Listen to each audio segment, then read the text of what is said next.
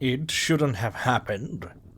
Sarah wasn't supposed to be at work the day she was roped into a seance with her kooky colleagues, lulled in with the promise of red wine and tipsy chats with the dead.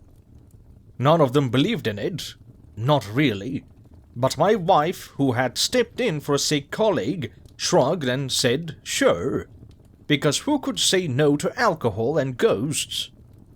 I can't remember what I did that night. Can't remember feeling the trepidation which should have plagued me, but didn't. I only remember her coming home, hearing her fumble with her key as it jarred in the lock over and over again. I thought at the time she must be drunk, but I realize now she was a stranger to this earth, jamming the key in the lock jaggedly and without any intent. When I eventually watched the Ring doorbell footage back, her eyes were black holes of horrifying nothingness, burning straight into the camera. An impossibly wide grin splitting her face open. 14 seconds she grinned toothily into the lens, right up until the moment I wrenched the door open and burst into view, oblivious. I didn't know though, so I chuckled to myself, yanking the door open and drinking her in. My wife. It was the next morning that I noticed a subtle smear of blood grazing her collarbone, the only evidence of the horrific night which had ensued. But to me, she was just a little off her game. Neck held crooked at slightly the wrong angle as she drank me in. Bit too much to drink? I teased, watching as she attempted to walk into the house. Her movements were jerky, planting one leg in front of the other jaggedly as she powered towards me, stopping a mere inch in front of my face. I felt guilty when I recoiled at the stench, because nobody likes to be embarrassed after a night of drinking, but it was enough to force a near retch from my throat. When she silently stumbled past me, I noticed she wasn't wearing shoes, and the bottom of her feet were cut to ribbons. "Fuck, Sarah," I'd cried. "Where are your shoes?" She'd just turned around, so slowly, unsteadily. Her grin grew wider, endlessly wide, and it was the first time a terrifying sort of discomfort had stabbed at me. "We don't wear shoes where I'm from." Her voice was gravelly, far too deep.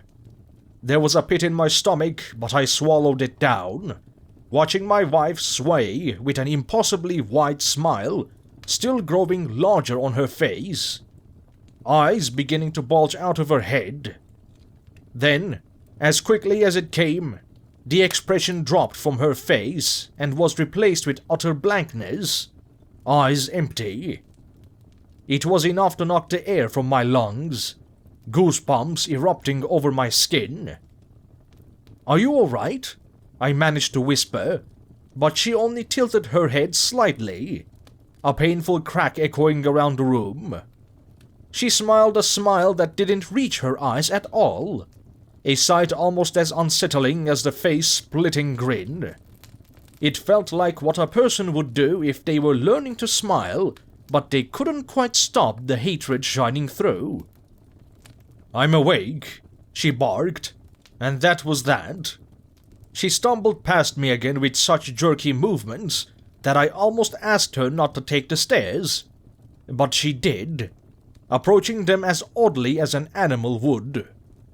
She climbed on all fours, taking them too slowly, bones crunching as she did.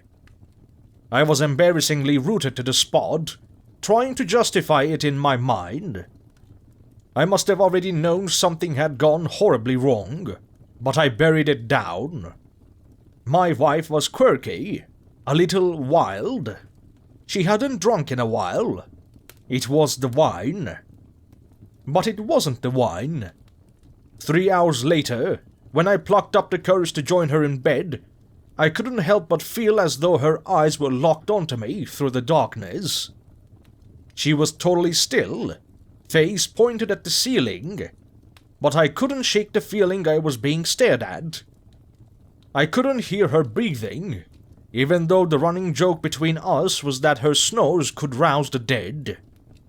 I lay next to her, just the most overwhelming feeling of pure, undilated dread running through my body. Run! My senses screamed, but it was illogical. Feeling her next to me had been a source of comfort yesterday, but tonight it filled me with ice-cold terror. It was as though a stranger was weighing our bed down, and though I was too scared to check, I swore I heard her neck snap as she turned to look at me. I tried to sleep. I did. But I was awake when I felt her weight shift, and those horrible crunches sounded around me, my eyes squeezing closed as the weight of her body pressed onto mine. She clumsily climbed on top of me, on all fours, and I couldn't bear to look. Her rancid breath tickled my cheek as her nose pressed painfully into my eye. For several moments, she didn't speak, and I don't think I breathed the entire time, frozen in place. "I'll chew your face off," she growled, and I squeezed my eyes harder, a bolt of ice shooting through my body. I couldn't look. I couldn't breathe. I simply existed, trying to keep my breathing steady so she'd think I was asleep. But she stayed there. She stayed on all fours, nose pressed into my eye and panting into my face for hours. All night, maybe. I don't know. Because my fear became so all-consuming that I entered a trance-like state, and when I roused from it, she was gone. It kept happening. I found her in the kitchen, blood dripping down her chin as she chewed through the raw chicken she'd merrily bought 2 days ago, the raw juices dripping onto the clothes she'd slept in. She didn't acknowledge me when I stared in exhausted horror, just kept crunching through it and swallowing greedily. When the police came, she was upstairs in the shower, scalding water bursting in horrible rainfall over her hunched frame and sodden clothes. Her skin reddened, but I'm an awful husband because I couldn't bear to get close enough to pull her from the spray. She splintered her neck at an awful angle, regarding me in the doorway with a bloody, toothy grin. "You'll be next," she hissed, water bubbling in her throat as she choked down the liquid. I backed away, leaving her to it. When she came to speak with the police, she was sodden, raw meat and congelated blood jammed under her fingernails. Bile rose in my throat at the words of the officers, because my wife's work colleagues had been found this morning. Maura from accounting had her head chewed from her shoulders, fully decapitated and mauled so badly that her father struggled to identify her. Joanne, who always brings in cupcakes, had 6 fingers bitten off, 3 of them with the flesh torn from the bones. She was found hanging upside down in the bathroom, wrapped around a light fitting in a way that probably shouldn't have been biologically possible. The policeman paled as he explained it, but my wife stared straight past him, snapping her head back and forth till the officer's words died in his throat. She was going to be arrested, of course, but it took them too long. Fear in the room palpable. I was surprised when she let the man's shaky hands cuff her, but less surprised when she turned so slowly towards me, regarding me for so long with such cold, empty eyes that it sent me reeling. Her words were straight from the pits of hell, a voice which was simply not her own, bouncing around the room and taking up almost the entire house, as though 7 people were speaking with her. "When I've torn the flesh from their bones, I'll come for you," she uttered darkly, glee lighting up the evil radiating from her eyes. "When I slip from their vision and crawl into the darkness, it's you I'll find. I'm going to carve the scriptures of hell into your skin and I'm going to keep you alive while I tear you apart and leave you a mess of bones and flesh. I'm going to chew your face off, and I'm going to consume you." I believed her. She was pulled from my vision, but I couldn't breathe, because her words were not a threat, but a promise. I packed my things, and when I got the call, I tried not to succumb to the kind of fear I doubted many people had felt, and lived long enough to tell a soul about it. "You need to leave," a tortured voice barked on the other end. "She's gone.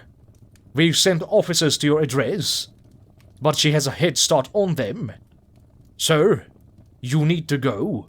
You need to go." So, I'm leaving. I'm running now. Key turning in the ignition.